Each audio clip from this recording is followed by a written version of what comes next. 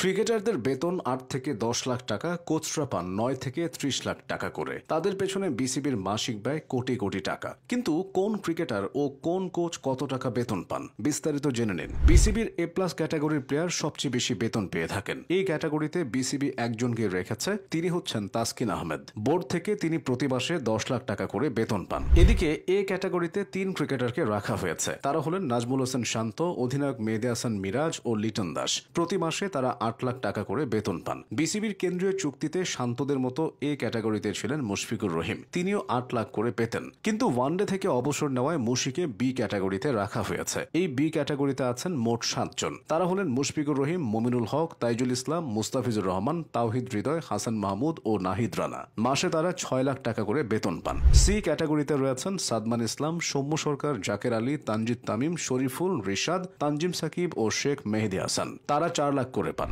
সর্বশেষ ডি ক্যাটাগরিতে আছেন নাসুম আহমেদ ও খালেদ আহমেদ। তারা পান ২ লাখ করে। অনেকে পারফরমেন্সের বেলায় যাচ্ছেতাই হলেও সুবিধা নিচ্ছেন দুহাত ভরে। এ তো গেল মাসিক বেতনের হিসেব। ক্রিকেটাররা ফরম্যাট ভেদে প্রতিটি ম্যাচ খেলার জন্য কয়েক লাখ টাকা পর্যন্ত পান। এর মধ্যে টেস্ট ম্যাচের জন্য এক একজন পান ৬ লাখ টাকা, ওয়ানডে ম্যাচের জন্য পান ৩ লাখ টাকা, আর টি-টোয়েন্টির জন্য এক একজনকে দেওয়া হয় ২ লাখ টাকা করে। এবার আসা যাক কোচদের বেতন প্রসঙ্গে। শুরুতেই সিনিয়র সহকারী কোচ মোহাম্মদ সালাউদ্দিন। তিনি জাতীয় দলের কোচিং প্যানেলে একমাত্র বাংলাদেশি কোচ। তার মাসিক বেতন ৯ লাখ টাকা। অনেকের ধারণা হেড কোচ সিমন্স হলেও টিম সিলেকশনের ক্ষেত্রে বেশিরভাগ সিদ্ধান্ত সালাউদ্দিনের কাছ থেকেই আসে। বাংলাদেশের ফিল্ডিং কোচের নাম জেমস প্যামেন্টর। তার বেতন প্রতি মাসে ১৩,৫৩,০০০ টাকা। বিসিবির সাথে প্যামেন্টরের চুক্তি ২০২৭ সালের বিশ্বকাপ অব্দি। একটা সময় টাইগারদের পেস ইউনিটের মাস্টার ছিলেন অ্যালান ডোনাল্ডের মতো কিংবদন্তি। এখন সে জায়গাটা নিয়েছেন সাবেক অস্ট্রেলিয়ান ক্রিকেটার শন টেট। তার জন্য বিসিবির গুনতে হয় প্রতি মাসে ১৭,২২,০০০ টাকা। তবে ডোনাল্ডের মতো সাফল্য তিনি দেখাতে পারেননি। টাইগারদের স্পিন কোচ হিসেবে আছেন পাকিস্তানের মুশতাক আহমেদ। অভিজ্ঞ এই স্পিন বোলিং কোচ মাসিক নয়, দৈনিক চুক্তিতে বেতন নেন।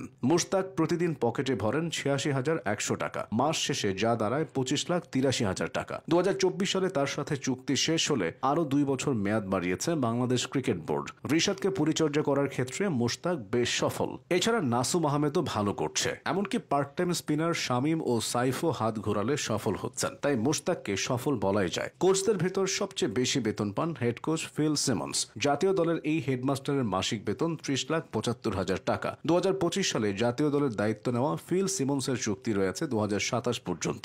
মাসিক বেতনের পাশাপাশি কোচদের আবাসন ও পরিবহন সুবিধার জন্য লাখ লাখ টাকা বরাদ্দ করা হয়। এদিকে পিচ কিউরেটর গামিনী ডি সিলভার বেতন $৩,৫০০। আরেক কিউরেটর প্রবীণ হিঙ্গাকার বেতন $৩,০০০। ধারণা করা হয় বিসিবির মোট সঞ্চয় ১,০০০ কোটি টাকা ছাড়িয়েছে। বিসিবি হল বিশ্বের ৫ম ধনী ক্রিকেট বোর্ড। বোর্ডের সব আয় আসে ক্রিকেট থেকে এবং ক্রিকেটারদের মাধ্যমে। এছাড়া বিসিবির আয়ের একটি বড় অংশ আসে আইসিসির রাজস্ব থেকে। সেখান থেকে বর্তমান চক্রে $১২,৮০,০০,০০০ পাচ্ছে বিসিবি। আর বিভিন্ন টুর্নামেন্টে অংশ নিয়ে ব্যর্থ হলেও সেখান থেকে অর্থ আসে। এভাবেই বিসিবি আয় করছে এবং সেখান থেকে কোচ ও ক্রিকেটারদের পেছনে কোটি কোটি টাকা খরচ করছে।